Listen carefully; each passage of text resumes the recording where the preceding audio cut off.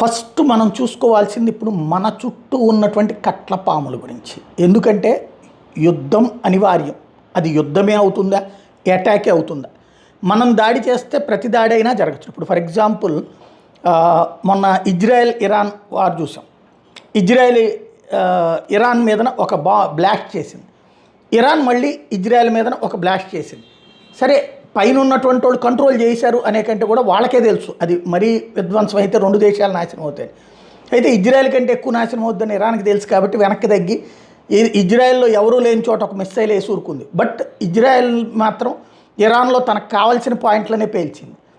అలాంటి పరిస్థితే పాకిస్తాన్కి ఉంటుంది. మనం కొడతాం, వాళ్ళ తలకాయ పగల కొడతాం, లేకపోతే కనుక చిల్లు పెడతాం. ఆ చిల్లు పెట్టినప్పుడు వాడు ఏదో ఒకటి రిటాలియేషన్ చేయాలి.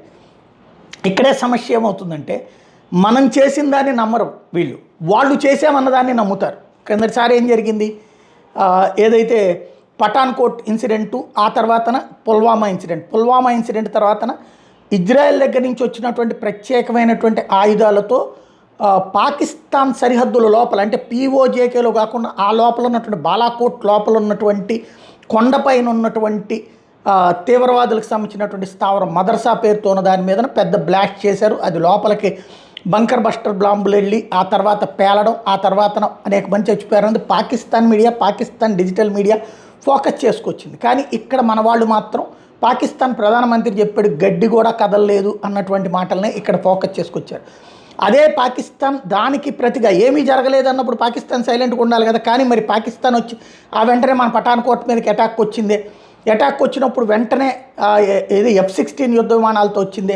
వెంటనే ఆ యుద్ధ విమానాలని వెంటాడుతూ మిగతా విమానాలతో మన వాళ్ళు వెంటపడ్డారే. ఆ సందర్భంగా వాళ్ళు F-16 యుద్ధ విమానాన్ని కూల్చారే. అప్పుడు అభినందన్ అక్కడ పడిపోయాడే. ఆ పడిపోయినప్పుడు అభినందన్ని 24 గంటల్లోపు ఇవ్వకపోతే కనుక మీ తాట తీస్తామంటూ నరేంద్ర మోడీ వార్నింగ్ ఇచ్చాడే, భారత ప్రభుత్వం వార్నింగ్ ఇచ్చింది. దాంతో సచ్చినట్టు వాడు భయపడి తీసుకొచ్చి వాఘా బోర్డర్లో వదిలిపెట్టాడే. ఇదంతా మరి విజయమే కదా. కానీ ఇక్కడ ప్రచారం ఏం చేసుకొస్తున్నారు అంటే ఈ టైప్లోనే ఉంటుంది.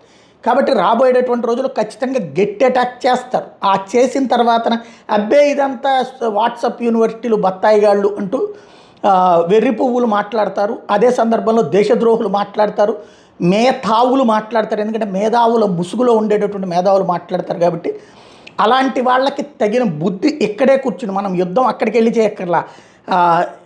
ఆ సైన్యాన్ని అవమానపరుస్తూ ఇక్కడ వ్యవహరించే వాళ్ళకి వీళ్ళతో మనం యుద్ధం చేయాల్సి ఉంది, మానసిక యుద్ధం.